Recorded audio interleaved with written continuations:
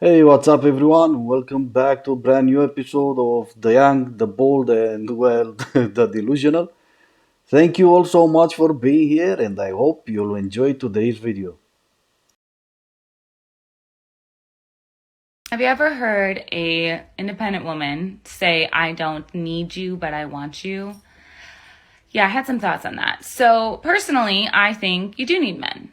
But as a independent woman, do you need them the way that they think you need them? Maybe not. For example, do I need you to pay my mortgage? No. Do I need for you to put clothes on my kid's back? No, because as a single parent, I'm already doing that. I do that every single day. Here's what I do need.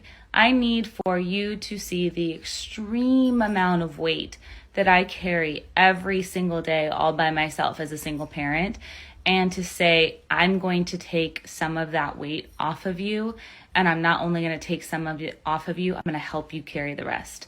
That's what I need. Anybody else? Because I feel like other people feel the same. I don't need a man, I want a man. Well, that's good on you. But then I need a man to see all the weight on my shoulders and carry that. Well, what about his weight? You gonna help him with that? Or is he just gonna consider himself lucky and carry all the weight, yours and his?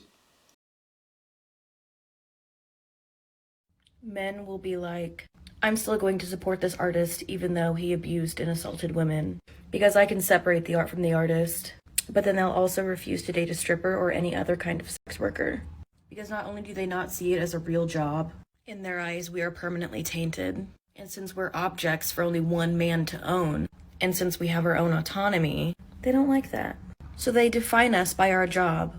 Kinda weird.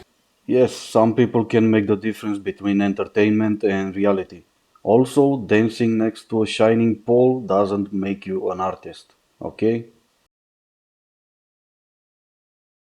Hey, girl bosses. Never forget that the best way to stick it to the patriarchy is by being a useless f***ing whore. Just a set of holes, really. Yes, absolutely stick it to the patriarchy. I support you 1000%. I've been trying really hard to damage this guy's ego that I'm talking to mentally terrorize him. This one's kind of hard for me because he's kind of funny and caustic himself. So most of the time, he's laughing it off when I'm like, I just might ghost you after tonight. I don't know if we have a connection. Sometimes I swipe on ugly guys on the apps just for kicks and giggles. Maybe you're one of them. I'm trying real hard, guys, but 99% of the time, he just laughs it off, or he's like, shut up, you like me, I know that already. So this one's been a toughie. But I know at least once via text, he got a little bit defensive. So I did win a little bit. When I was like, I might not want to go on a second date with you. I might secretly think you're lame. I know that one bothered him a little bit, because he didn't laugh that time, or come back with a witty comeback. He got a little bit defensive and was like, we both know I'm not lame AF. It made me feel good to terrorize him. Today, on our second date though, I could tell I really mentally terrorized him to the point where he was visibly upset and uncomfortable. We were talking about red flags, and he always has this running joke where it's like, yeah, add this to the dumpster fire of all your red flags. Because I'm really open about all my problems. So the running joke is every time I tell him something, he's like, check please. Ha ha ha ha. So today, I turned the tables back on him. And I was like, hey, it's all fun and jokes, but I'm not gonna lie to you, you have a ton of red flags. To the point where I thought about ghosting you the third day that we were texting and messaging on the apps. When you told me that you used to run nightclubs in Miami, I was like, no, I don't want to be involved with a guy like that. That's not what I'm about. And then you could just see, it was so delightful, guys. You could just see the discomfort in his face. And I wanted to make him feel worse. So I was like, especially when you told me that story.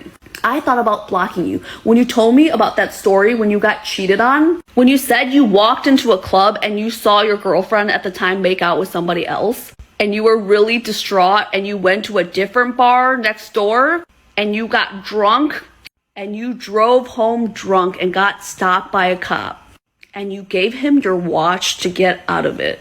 And you were lucky that he was a corrupt cop who accepted your watch and let you off. Otherwise, you would have had a DUI. You could have been in some serious trouble. And that's not how I roll. I have always had my life together. I would never drive drunk. No matter how distraught I was, I would never do something like that. I thought about blocking you right then and there. And you could just see the color drain from his face. It was so delightful. And he got so embarrassed. And he was like, that was in the past.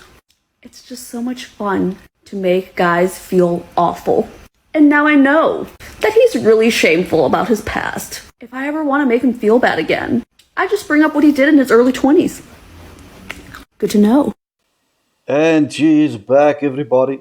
Who out here missed her? Because I for sure didn't. But she got dumped after the fourth date, so maybe there is such a thing called karma. I don't know, you guys let me know. Why do you think dating has become so hard in this new day and age? I'll go first. I think it's because someone has convinced men that they're the prize. So what they're now doing is giving women the bare minimum while still expecting the full package. Fine, ladies first, so I will go second. Men are expected to be 6 feet tall, earn 6 figures a year, open the door for you, fill up your car, take you out shopping, take you out on romantic dates, take you out to some fancy restaurant, fly you over to some exotic location, while you just need to show up. Yes, men are the price. Some man just came up to my car and said, "You're beautiful, can I take you out sometime?" And while I was like, "You are very observant," I was like, no, thank you. I don't want to go out with you and I don't want to give you my number. I'm just like not in the mood. And he was like, "Oh, why not?" I was like, "I just, no thank you." And he was like, "Okay, have a good day." Take notes, gentlemen. Okay, take note of the fact that he was lying to you, or take note about something that we've done for our entire lives. Take no for an answer and move on with our day.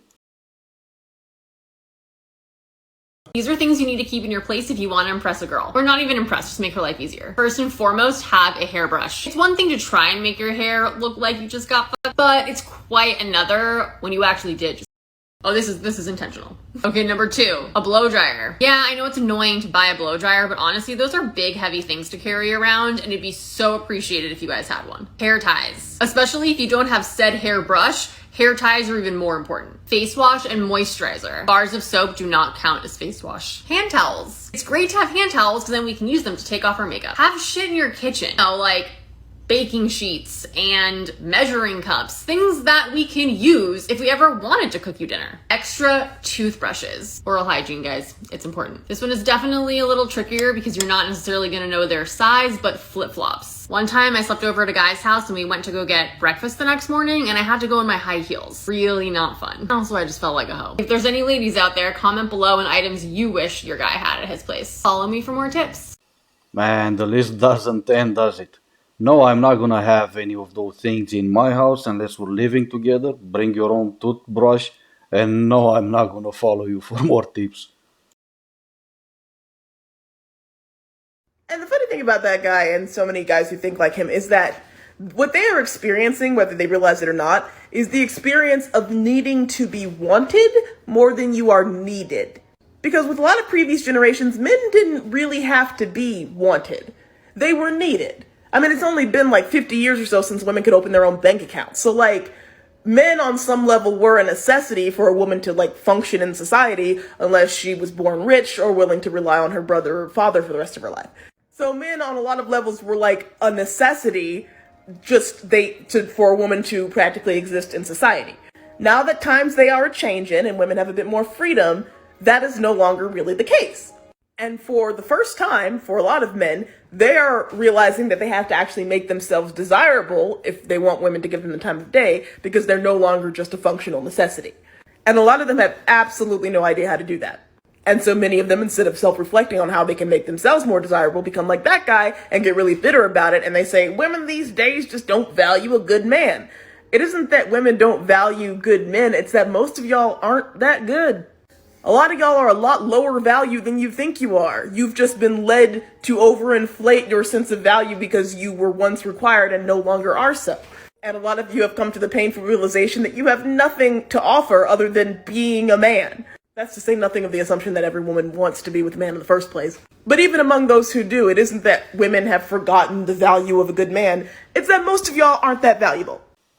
Yes, we are. The only difference is that we don't think owning a credit card is what makes us valuable.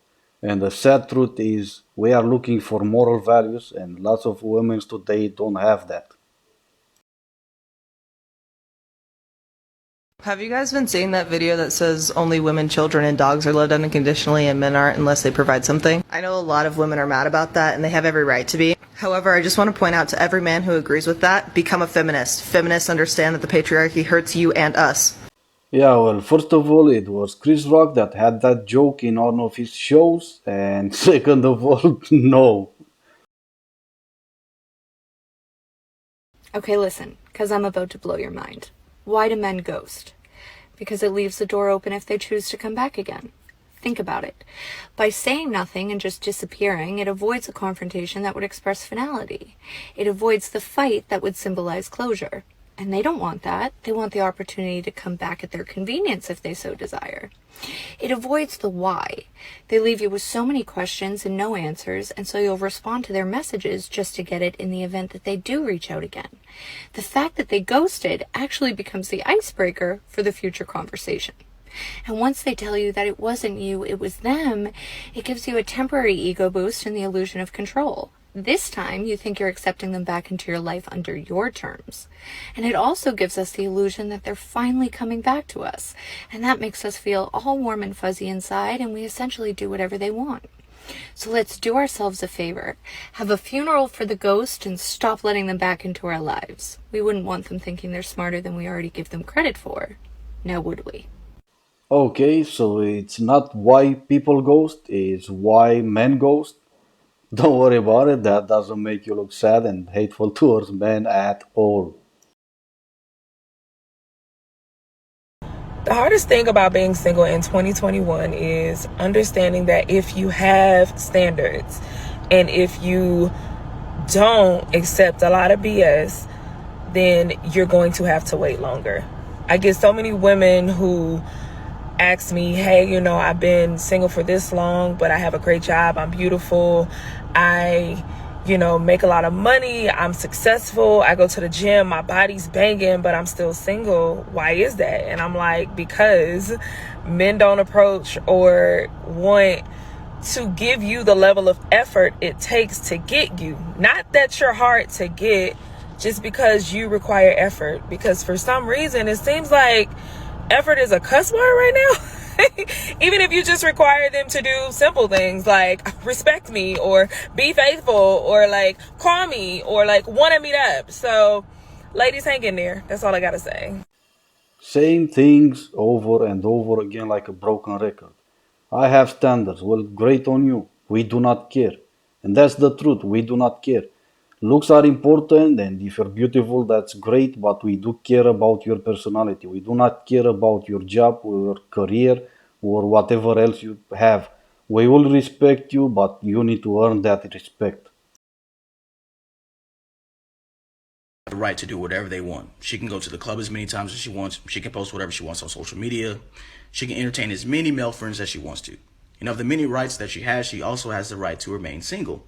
And you have the right to walk away as a man and only deal with people who exhibit the characteristics that are becoming of someone who wants a serious relationship.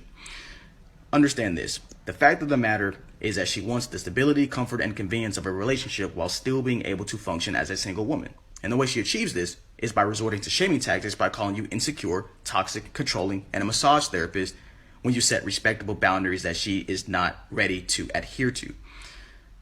It's not about what you're willing to allow. You can't allow a free woman to do anything. She's a free woman.